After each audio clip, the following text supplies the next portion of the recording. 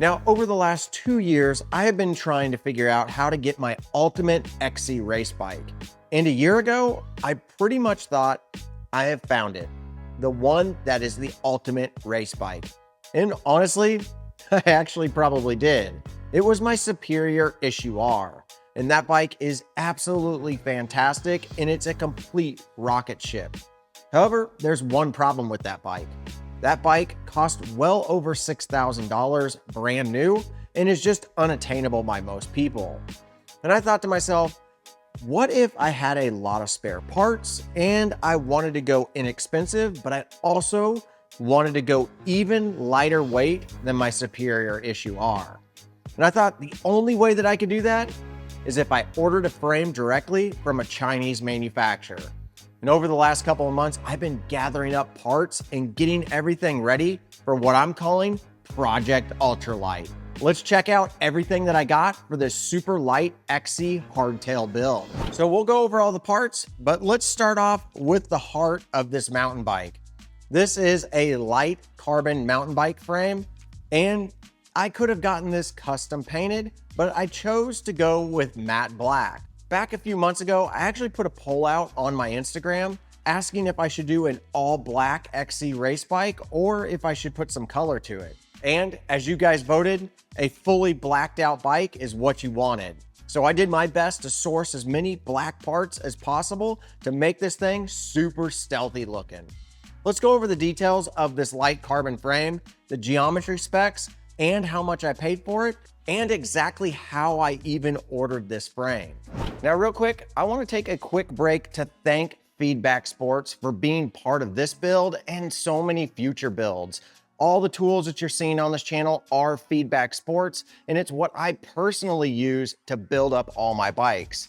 Super high quality, really well priced, and plus they have really awesome stuff like this ePro lift and other professional grade repair stands. And if you guys want to check them out, I'll put some links down below directly to their website. So the first thing I wanted to do was find a frame manufacturer that was actually going to be really good quality. Well, I was watching a Trace Velo video, and he actually went to a light carbon booth at an expo and started talking to them. And some of the stuff that he was saying was really encouraging, so I started digging deeper in the light carbon website. And this particular frame that I went with is labeled as the LCM 914. They have 3 different carbon hardtails, but this particular one features boost spacing, internal cable routing, and more importantly to me, it was UDH compatible. Also, this has the slacker head tube angle of the 3. The way that I actually went about ordering this was a little bit different. You didn't just go on their website and click add to cart and then buy now. You actually have to email the company and say, hey, this is what I'm interested in. What exactly are the prices for these particular frames? And after about a week, I got an email back from somebody named Jim over at Light Carbon.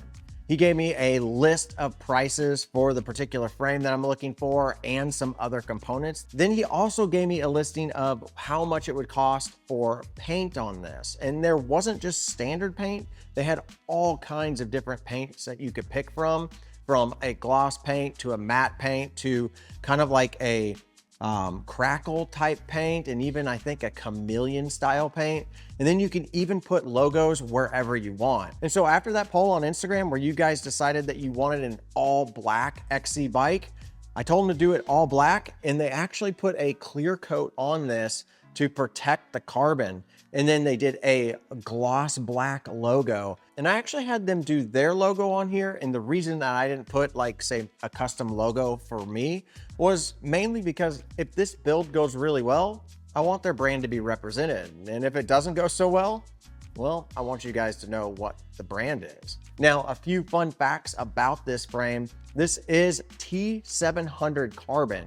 And after doing some research on this, you can find some lower end carbons, but T700 seems to be kind of the premium level carbon that doesn't get into extremes. But also the T800 and the T1000 carbon, which are really high end carbons, are not as, I guess, forgiving or structurally sound when it comes to like impacts. And T700, from everything that I read, is the premium carbon to go with, especially on a mountain bike. I went ahead and picked up their handlebars. These things look super wild. I mean, this screams XC race bike. Integrated handlebar with the stem built in. And then down here, you even have ports to run your hydraulic lines or your dropper post cable lines. This is gonna be a super stealthy looking build with these. I just hope that I purchased the right stem length, because on these, you can actually choose the exact stem length that you wanted. So I just pretty much modeled this off of other bikes that I had, the size that I got, the stem length that I got, and I'm just hoping that this all goes together and this thing rides really well. But I also picked up a carbon seat post. And this is a key to make this bike extremely lightweight. I am not going with a dropper post on this. And the reason why I'm not going with a dropper post is where I primarily plan on riding this on XC style trails.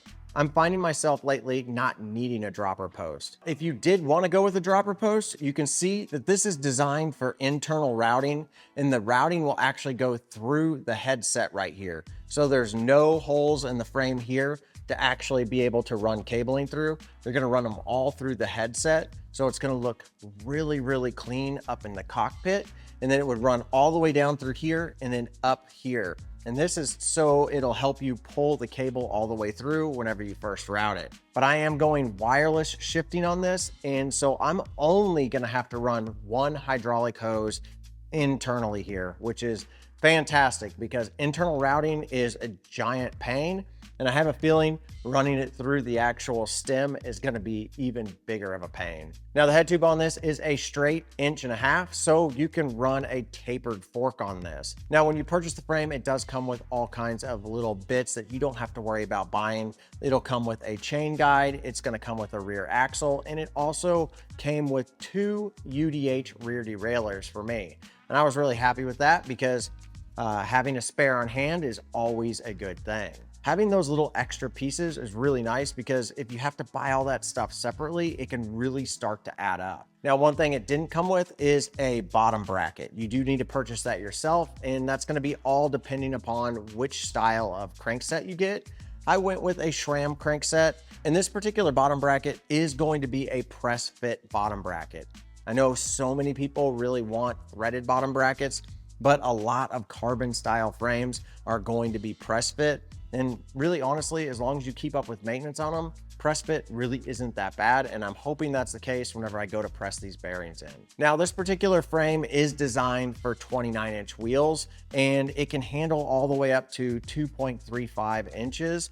So you're not gonna be able to fit super wide tires. And being that this is an XC bike, 2.35 seems to be pretty good. And lastly, on these little details, Light Carbon does offer a 2-year warranty on all of their frames.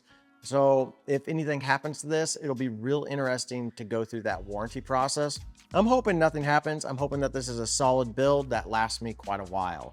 We're gonna have to find out whenever we get it out on the trail. So let's just talk about some of the geometry on this bike. This particular frame is a size large, and they recommend it for somebody who's right around like 5'9", all the way up to about 6'1". The seat post insert length, that's 200 millimeters on this bike. The reach comes out to be 453 millimeters.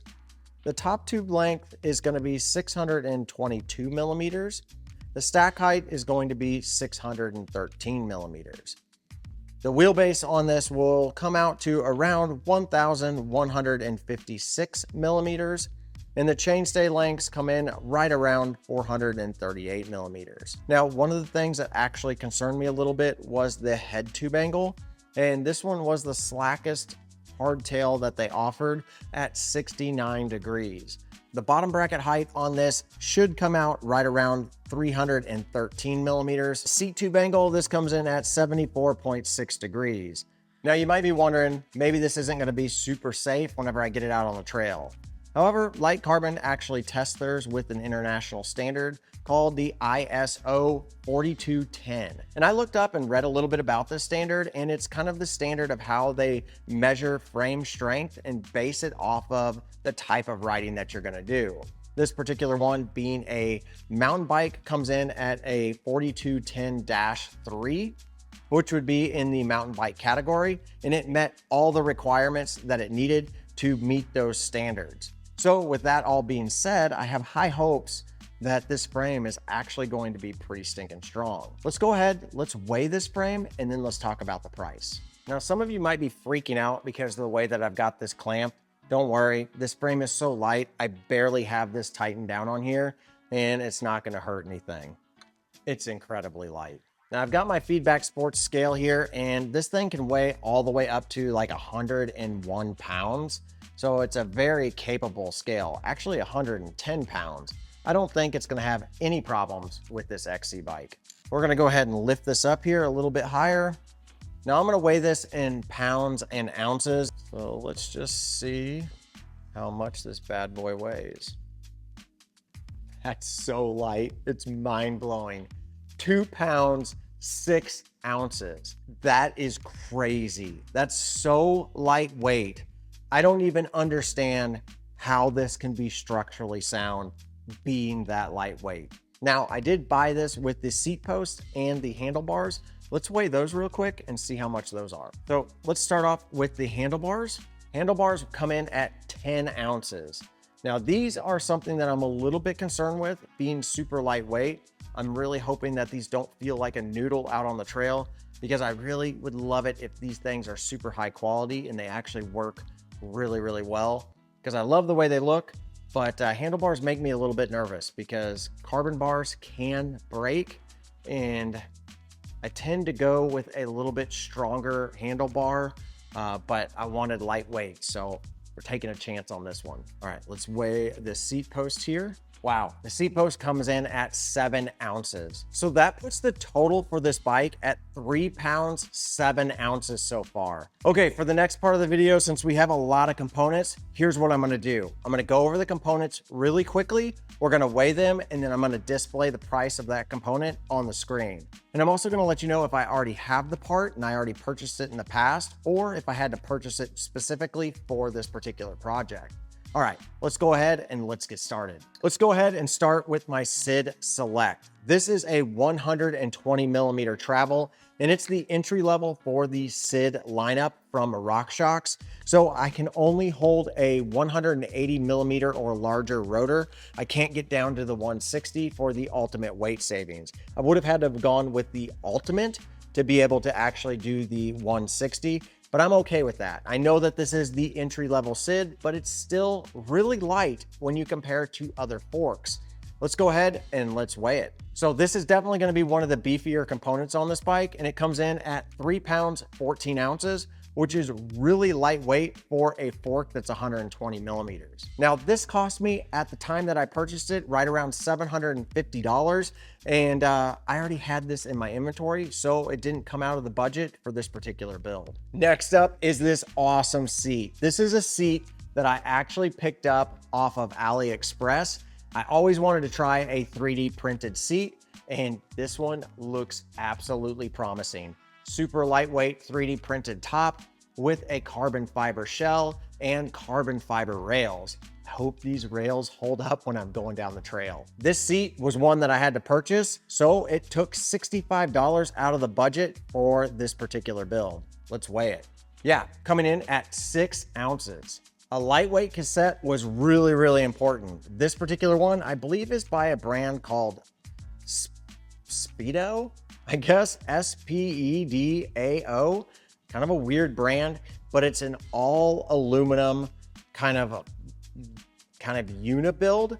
And this particular one is going to be using XD, and it comes in at an extremely lightweight.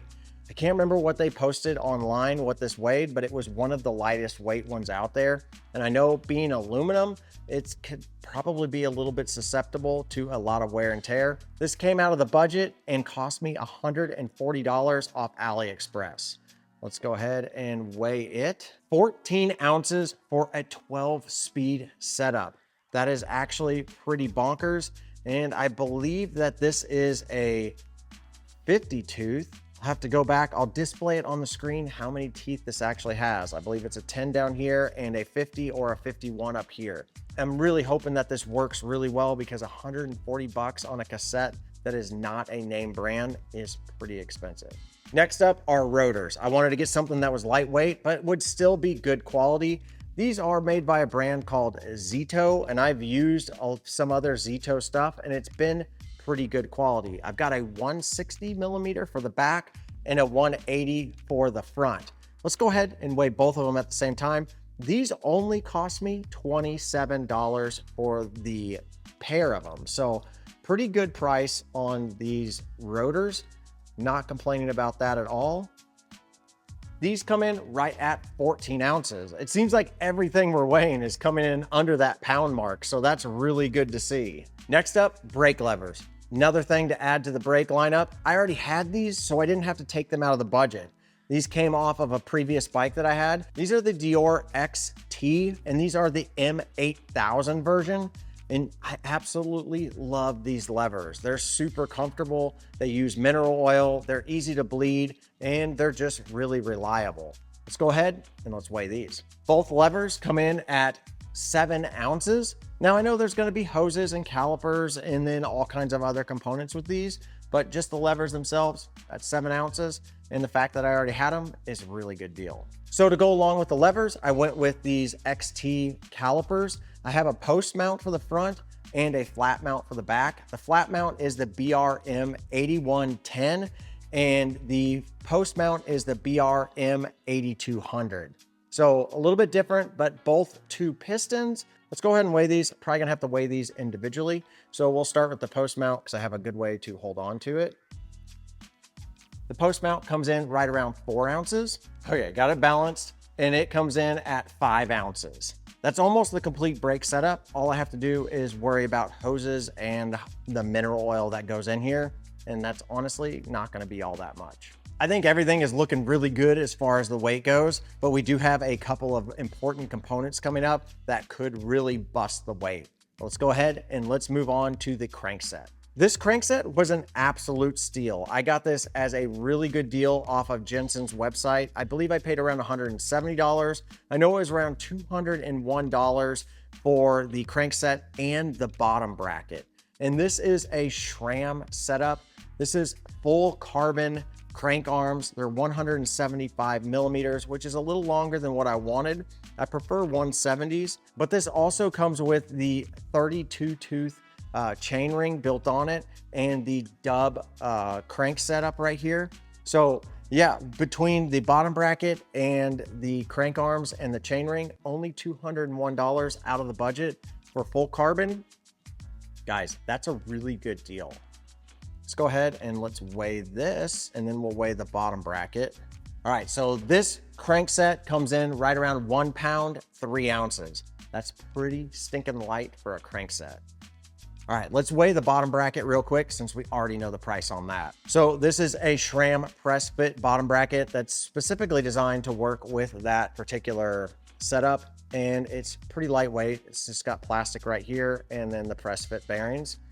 Go ahead and put this on the scale. Looking at 2 ounces for this guy. So next up are these fun MTB SPD pedals. I know these aren't going to be the lightest SPD pedals, but I love the fact that these are solid black.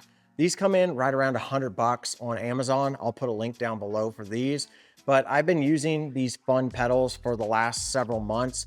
I have a couple of different colors that they sent me to try out and see what I thought, and they absolutely work really well. I actually can't tell the difference between the Shimano SPDs and these, but these come in really cool colors. So if you're wanting to customize your bike, you may want to check these out. I love the fact that these are solid black.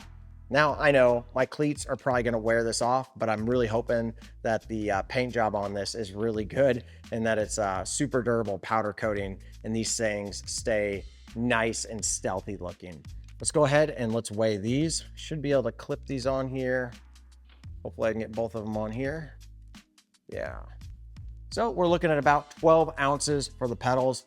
Not too bad considering that all of my body weight is going to be pushed on these pedals. And oh yeah, this didn't come out of the budget because they sent these to me to try out. And yeah, so this was a good discount on this overall build. Next up is this awesome all black chain with hollow pins. My goodness, I hope that this thing actually doesn't break on me on the trail. A hollow pin chain does make me really nervous because if you put a lot of torque on these, they can bust chains. I'm hoping that this thing works really well, and I'm hoping that this lasts really well. This chain came in right at 60 bucks. I bought this on AliExpress, and the company's kind of a generic brand, but pretty much everything on there is that same way. Probably made in the same factory as some of the big brands out there. But let's go ahead and let's weigh this chain. This is supposed to be one of the very light ones, being that it's hollow pinned and there's cutouts on each link. We're looking at 9 ounces. I believe that's pretty lightweight for a chain. All right, next up are the tires. These tires ran me right around 120 bucks. They came in a set, and they are the Barzo XC and the Mezcal XC by Vittoria. These are some of their lighter tires out there, and this is actually a combo that they recommend. Okay, so let's go ahead and let's weigh both of these together so we can see how much these tires actually weigh, and then we'll deduct 2 ounces for the cardboard and the strap. So 3 pounds, 5 ounces. Let's take 2 off. So 3 pounds, 3 ounces is what we're calling it for the tires. These are 29 and they're both 2.35 inches. I am actually gonna run an airliner in the back. This is their airliner light, and these were actually used in my Marin when I had my Marin Team 2, 2 ounces. Super lightweight, and honestly, this one's a little bit sticky because I've had tire sealant on this one before, so it may have soaked up some of that tire sealant, maybe giving it just a little bit more weight. All right, next up, the drivetrain is going to be SRAM GX Axis. I've got the pod right here, and then I've got the derailleur right here. Now, I pulled this off of a build that I had done in the past, and this has just been sitting, waiting for the next build. Well, the next build's here, so I pulled it out, charged up the battery, tested it out, and this thing is still ready to go. This thing was already purchased for a past build, so luckily it didn't come out of this budget. And these two items ran right around $650 to $700. We're gonna say 700 because I can't remember exactly. And if I'm honest, I really like wired stuff because it's really easy to maintain, but I love wireless because it's super easy to install, especially with internal routing. But let's go ahead, let's weigh the SRAM GX, and then we'll put the pod on here too. Let's get the whole thing. Looking at 1 pound, 3 ounces for the pod and the rear derailleur with a battery installed.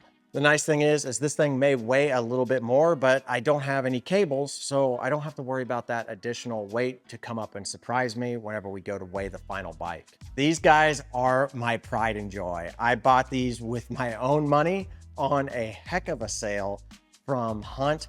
They were running a really good sale probably a year, maybe a year and a half ago. And I jumped on it and got these things for, I think, right around $1,200, which they normally retail for right around $1,800. These are the Hunt Proven XC wheels, and these particular wheels have the UDH spokes. So they have carbon spokes, which is really nice. Now the back wheel does have the HG free hub pre-installed on it. I do have an XD driver, and that's what I'm going to be putting on here, but I don't have it installed yet. I don't think the weight is going to be much different. If anything, the XD is going to probably be a little bit less. But let's go ahead and weigh these. This is with valves, with rim tape, and with the HG setup on there. So we're looking at 1 pound, 10 ounces for the back wheel, and then the front wheel comes in at 1 pound, 4 ounces. These wheels are incredibly lightweight, and I'm really excited about putting these on this bike because I've just had these sitting waiting for this build for so long, and I really enjoyed riding them whenever I had them on my other bike. Okay, so that's pretty much all the parts to build a complete bike. There are going to be some little bits that are going to add up the weight, but right now we're at this particular weight right here. I don't even know what it is yet. I'm super excited. I'm hoping that this whole thing comes in under 20 pounds, but we may have already shot past it. If we have, it's going to be okay. This thing is still going to be incredibly light. But here are all the prices. Here are all the parts. If you guys have any questions for me, as I get ready to actually do this full build, let me know, because I would love to answer all your questions on my experience of purchasing a carbon frame directly from Light Carbon and all the parts that I got. Let me know if you think I got the right parts or if you think I made a mistake on any of these parts. This is going to be a super fun build, and I hope you guys stick around, because next week I'm going to be putting all the parts together. We're going to make this thing fully built, and then after that, we'll get out and ride it and really see if the Light Carbon was worth all the money. But as always, guys, get out there and ride your bike. Can't ride this one yet, but I'm gonna go ride another one. I got you, yeah, SOS, thought you was a threat. I do real life, do no tip